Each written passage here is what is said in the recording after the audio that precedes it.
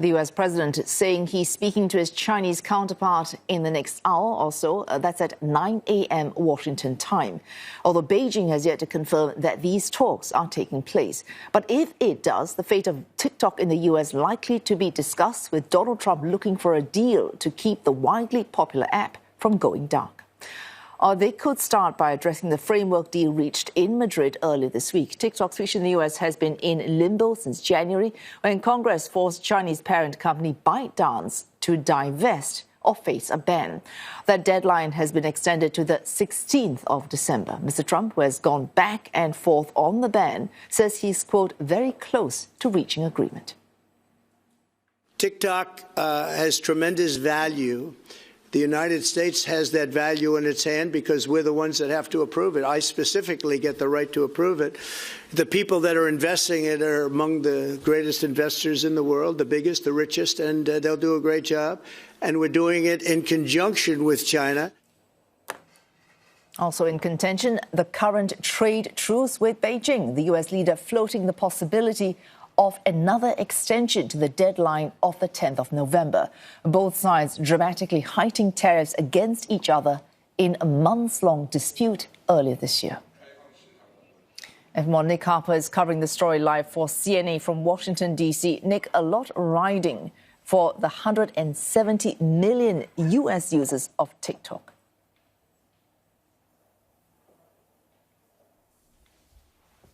Well, that's right, Sue. An incredible amount of Americans, about half the US population, uses TikTok in one way or another. And I think they will be looking for clarity and predictability coming out the back of this call, because there has been so much uncertainty in recent months about simply whether TikTok will disappear for US users. And remember, some of those Americans use TikTok to run small businesses. It is a way of driving the US economy. So many of them will be hopeful that it sticks around. We've already seen 4 extensions, but I guess they would like that predictability, knowing that if a deal is done, there is that certainty that TikTok will be remaining. But I think there's also an upside potentially for the US government as well. Donald Trump has been speaking about the possibility of receiving a hefty fee for doing this deal. There is going to be a consortium which will be heading up this deal, a consortium of US companies. But there is some speculation that the US government might have a stake in this new deal, as we've seen in recent months, the US having stakes in other deals that are done. For example, the Nippon Steel deal with the US Steel company. Those two companies doing that deal, the US government getting a golden share as a result of that. So we have seen an incredible amount of revenue. US TikTok revenue alone totaled about $10 billion in 2024. And the Trump administration obviously looking at that and hoping that they can get a slice of it. Important in this phone call as well, if it takes place, will of course be tariffs. Donald Trump saying that they are pretty close to a deal. We still have that pause underway at the moment, a 90-day pause, an extra 90 days on other extensions we've already seen. That runs out in early November, at which point tariffs from both sides, the US and China, would exceed 100% on their goods. So both sides looking to try and achieve some sort of agreement that would significantly reduce those tariffs.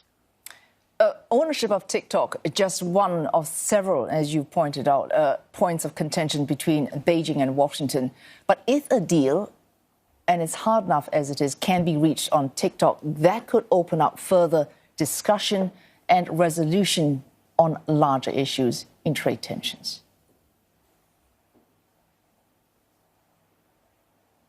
Well, that's right. And I think China is very much using TikTok as a bargaining chip in all of this. It is squarely in the center of the negotiating table.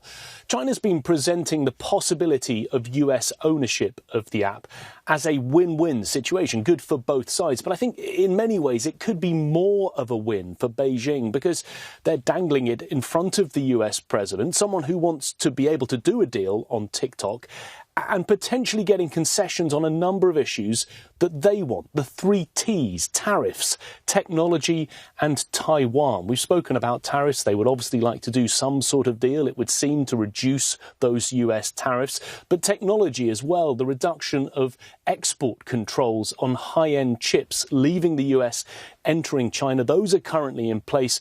Beijing perhaps looking to lift those. And then the issue of Taiwan. Of course, China would like the US to step back from that. Now, that might not be central in today's phone call, but it's certainly there in the background. And of course, this phone call coming at a time when there is the possibility the two leaders will meet face to face next month. That's something that we could see towards the end of October. Not confirmed yet, but it would be the first face-to-face meeting of Donald Trump's second term. So something to watch out for as well. Potentially news coming out of the back of this phone call.